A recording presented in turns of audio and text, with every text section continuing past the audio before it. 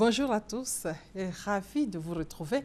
La mesure du gouvernement ivoirien visant à ajuster le tarif de l'électricité va entrer en vigueur à compter du 1er juillet 2015. Décision du Conseil des ministres d'hier. Plusieurs autres mesures ont été prises, entre autres, trouver une solution au chômage des jeunes. Le Conseil a donc adopté un décret portant organisation et fonctionnement de l'Agence nationale pour l'insertion et l'emploi des jeunes, dénommée Agence Emploi Jeunes. Le Conseil a également décidé de mettre fin aux activités de l'ADDR.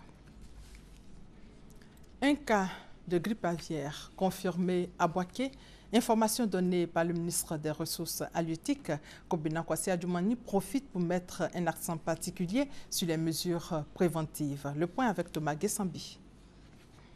Kobena Kwasi Adjoumani, ministre des Ressources animales et halieutiques, pour la deuxième fois en face des journalistes en l'espace d'un mois, pour évoquer la question de la menace grippe aviaire en Côte d'Ivoire.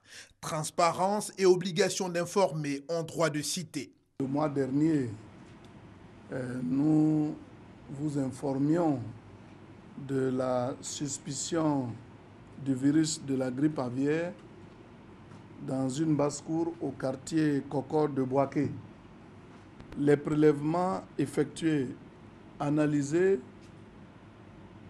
et révélés positifs dans nos laboratoires ont été transmis au laboratoire de référence international de Padoue.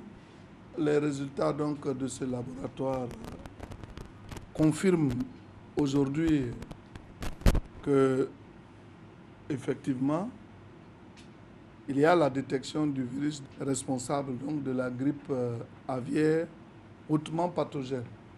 À côté de ces exigences, le membre du gouvernement ivoirien voulait surtout rassurer l'opinion. À ce jour, nous avons un seul foyer isolé et maîtrisé au niveau de Bouaké. Aucun cas de mortalité massive n'a été rapporté dans les élevages de volailles modernes. Les expériences acquises donc depuis 2006 permettent aujourd'hui au gouvernement de faire face à la situation avec efficacité. Pour le reste, le ministre des Ressources animales et halieutiques en appelle à une vigilance et au respect des normes sanitaires. Le ministère des Ressources animales et halieutiques demande aux éleveurs, aux commerçants et transporteurs de volailles, ainsi qu'à la population ivoirienne, d'alerter les services vétérinaires en cas de mortalités importantes de volailles ou d'oiseaux. Pour donner la garantie de la situation maîtrisée des élevages, le ministère compte organiser dans les jours à venir des séances de dégustation de la volaille, produit des élevages de Côte d'Ivoire. Dans le cadre des préparatifs de la participation des États africains à la 21e conférence sur le changement climatique qui se tiendra à Paris en décembre prochain, l'Assemblée des régions et districts de Côte d'Ivoire et l'Union des villes et communes organisent depuis hier à Yamoussoukro un sommet des régions et villes d'Afrique sur le changement climatique. Ce sommet est dénommé Étape africaine sur la route de Paris 2015. Objectif, mobiliser les collectivités territoriales africaines sur la problématique du changement climatique.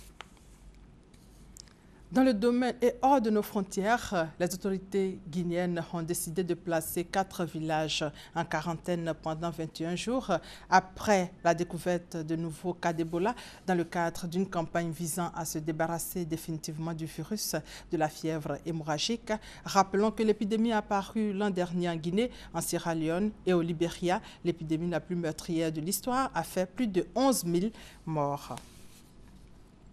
Dans le domaine du transport, Toyota rappelle 2,9 millions de véhicules de plus dans le monde et Nissan 200 000 pour des problèmes d'airbag défectueux. Et puis, dans un rapport rendu public le 25 juin, la Banque mondiale affirme que les sociétés appartenant au clan Ben Ali ont massivement fraudé les douanes entre 2000 et 2009 en sous-évaluant les marchandises importées. Et c'est la fin de ce flash. On se retrouve à 13 h. Merci de votre fidélité.